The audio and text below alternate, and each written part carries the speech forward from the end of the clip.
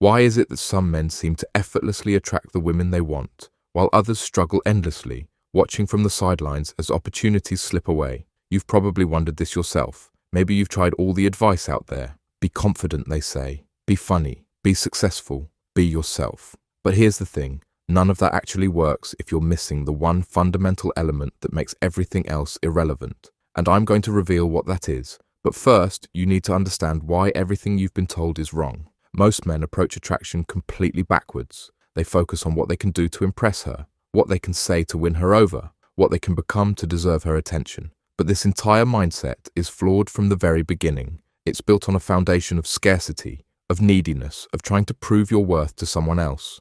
And women can sense this desperation from miles away, but there's something even more dangerous about this approach that most men never realize. When you're constantly trying to impress someone, what are you really communicating? You're saying that you don't believe you're enough as you are. You're saying that your value depends on her approval. You're putting her on a pedestal and yourself beneath it. And ironically, this is the exact opposite of what creates genuine attraction. But here's where it gets worse. This approach actually trains women to lose interest in you. Think about it. When someone knows they already have your complete attention and validation, where's the excitement? Where's the mystery? Where's the challenge that makes their heart race? You become predictable. You become safe. You become boring. But there's a deeper psychological reason why this happens, and understanding it will change everything about how you approach relationships. When you're focused entirely on getting her to like you, you're not actually seeing her. You're seeing a fantasy, a projection of what you want her to be. You're not connecting with the real person standing in front of you.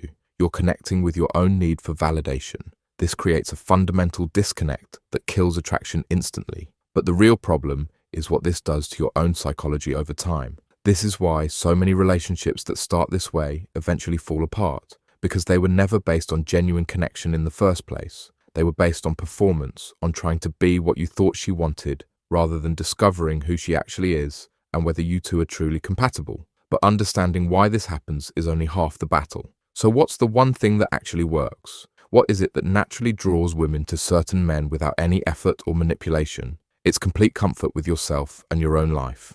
But this isn't what you think it is, and getting this wrong will make you even less attractive than before. When you're genuinely content with who you are, when you have your own interests, your own goals, your own sources of fulfillment that have nothing to do with romantic validation, something powerful happens. You stop needing her approval. You stop trying to impress her. You stop performing, and instead you start simply being. But here's the paradox that most men never understand, and why so many get this completely wrong.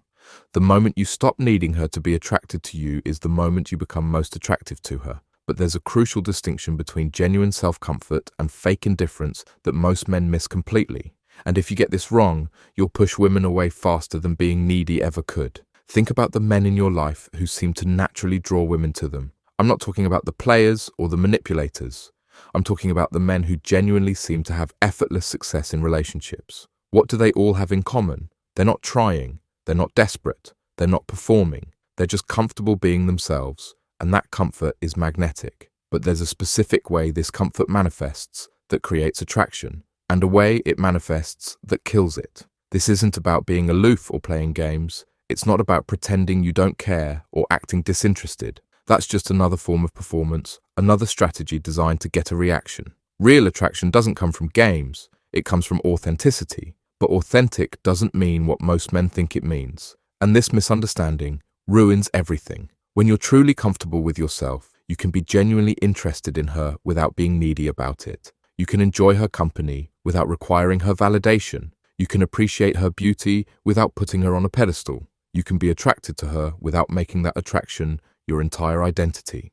But achieving this state requires understanding 3 specific psychological shifts that most men never make. This is what creates real chemistry. Not your accomplishments, not your pickup lines, not your carefully crafted image. It's your ability to be present with her as an equal, as someone who has his own life and is choosing to share some of it with her rather than someone who needs her to complete his life. But becoming this person is more complex than just deciding to be confident. The first shift you need to make is building a life that you genuinely enjoy, independent of romantic relationships. This means pursuing interests that fascinate you, developing skills that challenge you, creating friendships that fulfill you, and working toward goals that matter to you. When your happiness and self-worth come from multiple sources, you're no longer dependent on any one person's approval. But this alone isn't enough. There's a second shift that's even more important. You need to become comfortable with solitude. Most people are so afraid of being alone with themselves that they'll accept any relationship, even a mediocre one,